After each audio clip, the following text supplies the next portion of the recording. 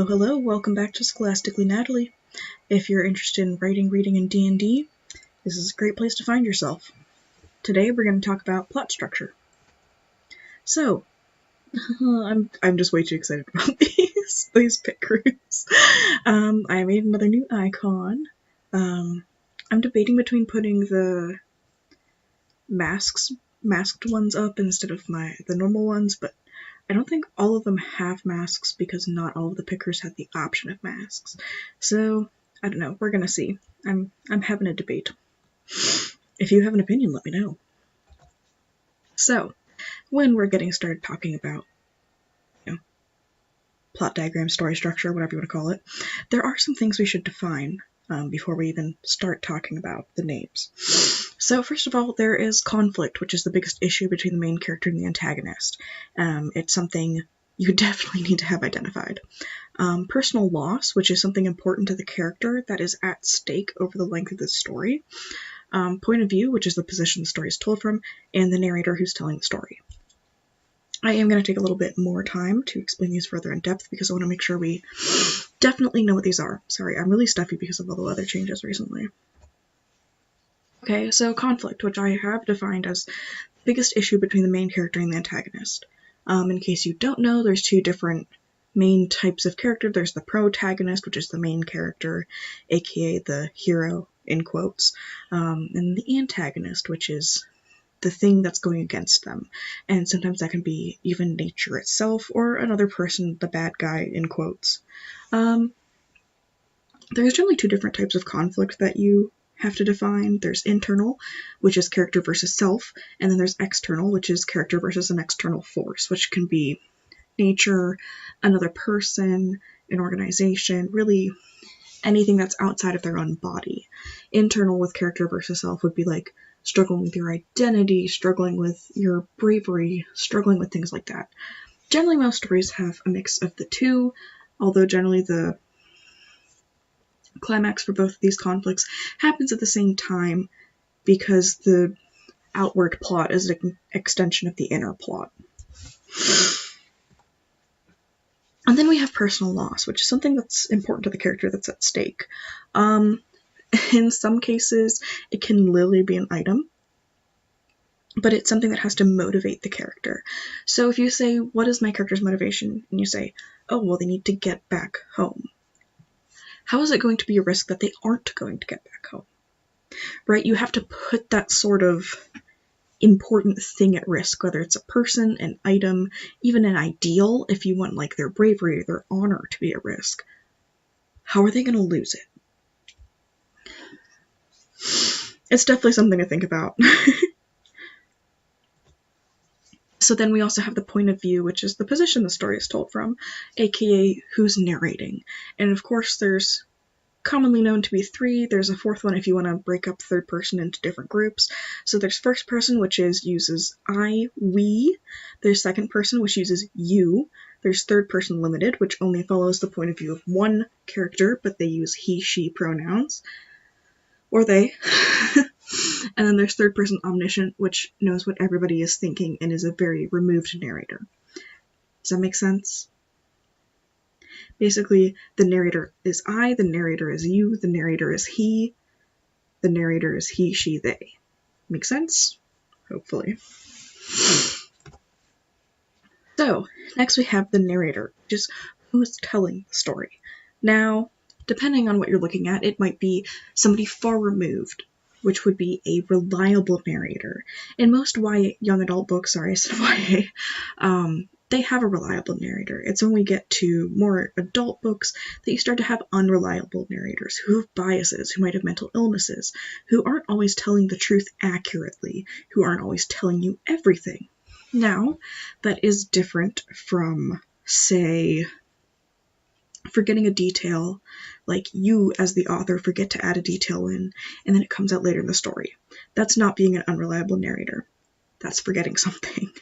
Now, if you purposefully have your narrator maybe recall something entirely different, tell us, the reader, that something happened that didn't, and that's revealed later, that's entirely different because that's a conscious choice that you make for your narrator to not be able to be trusted.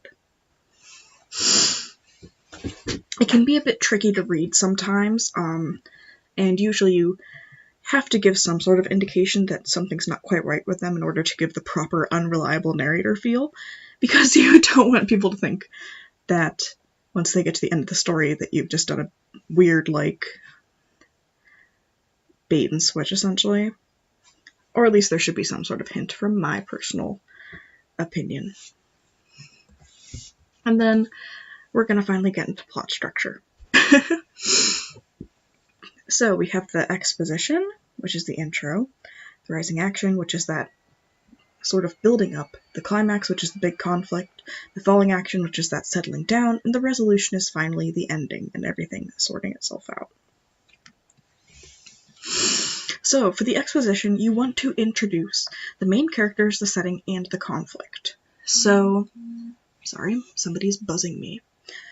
You want to be able to have people know who your main character is, and you want them to have an idea of where the setting is and what the conflict is going to be. Because the exposition generally takes the most time to set up. You want to make sure that we're, mildly attached to your main characters. You want to make sure that we understand the setting and the rules of the universe. And you want to make sure that we're properly invested in the conflict to even care about what these characters are doing. Most people would try to term, the exposition as, the first 3 paragraphs of, a story, which is not right. An exposition is moving from one place to another. I don't know if I'm saying this right. So basically, an exposition can last for longer than you think it does. So, for example, in Percy Jackson, the exposition happens, I'd say, pretty much up until he gets his quest. Because that entire rest of the time, we're being introduced to the world, we're being introduced to him, we're being introduced to the conflict, getting his mom. You see, it's all these different things that we have to learn and care about in order to be invested in his quest. Okay, so then we have rising action, which is where, the problem or conflict is addressed. This doesn't mean it's solved. This means that we're probably going to have some sort of call to arms, some sort of plan made to solve that problem. And then this is generally action-based, so, a literal rallying of armies, fights, car chases, etc. And this leads to the conflict, which can mean literally getting to the place the conflict happens. Then we have the climax, which is the big conflict. It's the most pivotal point in the story because it centers around the most difficult challenge that the character faces. So, here is where any plot twists would happen, any big backstabbing reveals would take place, because you want to have that sort of emotional payoff.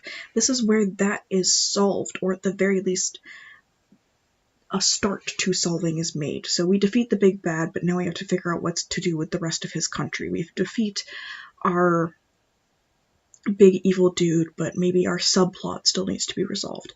Maybe we've solved and gotten the big treasure, but now we have to resolve our romantic side plot. Things like that. And that would happen in the falling action. This is immediately what happens after the climax. Spoilers for Percy Jackson. Right after they defeat Kronos and the gods, immediately come in and have that meeting with them. And Rick Riordan spends that time telling you what happened and all those people. That is part of the falling action. The gods immediately coming in to see and then telling everybody what happened, that's the falling action. It sometimes isn't that long. It sets the stage for the resolution, which can be a epilogue. I forgot the word for a second. But you want to set out the consequences of the climax if you're, writing an in-depth story. So, what's happening? How's our protagonist feeling after they, figure out the climax? What are they going to do? What are their plans? And then, for the resolution, tying up all loose ends. Any sort of maybe like subplot or plot hole, or like maybe just seeing somebody take a trip back to their hometown to return stuff, that would be tying up a loose end. At the end of Zelda, when you, Twilight Princess to be exact, when you go back to your village and everyone is thrilled to see you, that is tying up a loose end. Because the game has made you feel attached to that town and those people. You want to know how they are and what they're doing if you're emotionally invested in the game. You want to be able to see that you've solved their problems and they can return to their happy lives, right?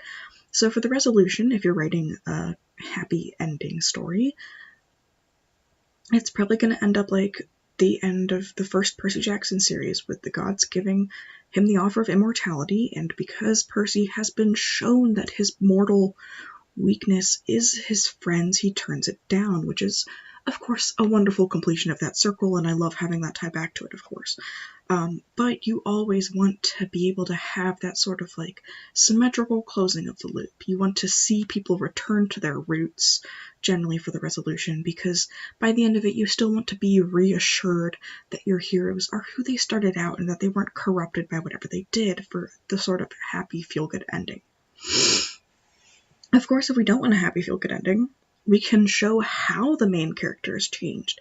We can show how the protagonist has changed. Maybe it's still a feel-good ending, but it's not giving us the type of cyclical closed circle ending. It's just giving us a continuing line. We can still think about maybe what they're doing in the future. We can think about what they might do. Maybe your protagonist started off as some sort of like noble, but he ends up king. Well, that's not cyclical. He's not returning back to his normal humdrum life. He's continuing onwards into the future, and we have to think about what he's going to do with his time and how he's going to change things, right? So it's all kind of like up to you and your story, how you're writing things. I like plot diagrams. They give you a really good way of like spacing your story out, and personally they help me plan stories, although it mostly helps me help other people plan their stories. It's really useful to be able to go, okay, how are we going to get from this place to this place? What are you going to do here? How are you going to get them from here to here? What is the climax? Like, it's really good to be able to point out those spots and say, okay, well, that's still building tension. So what's the big reveal? Things like that. So hopefully this has helped you somewhat make sense of plot structure and story structure and how these sort of things work. I know I didn't get into too much detail. I'm thinking of next maybe starting to look at points of view. I will admit I have purchased Adultolescence by Gabby Hanna. I'm currently making my way through it. Depending on how much I find to comment on, we might break it down a little bit, because honestly I still feel like I have some opinions to say and maybe even some potentially useful advice for Gabby Hanna, because I mostly watched the videos for this on commentary channels, and I think James Marriott put it best when he said that he, of course, did not have any way to comment on the writing because he's not a professional, and while I am not a professional writer, I do have a 4-year degree in English and the teaching of it, so I might as well use it somehow. Being trained for 4 years in literature analysis has to be useful somewhere in my life, right? So I genuinely enjoy it, so shout out to Gabby Hanna for her poetry letting me have fun, like poking holes in it, I guess. But anyways, I hope this gave you some assistance. I hope you're excited for the next project that I'm still currently reading. I don't know, I hope you had a lot of fun. I hope my advice was of some use to you if you're writing a book or are interested in writing a book or even a short story. If you have any drafts you want me to look at, feel free to hit me up on Instagram. I'll put together an email sometime in case people are even interested in that.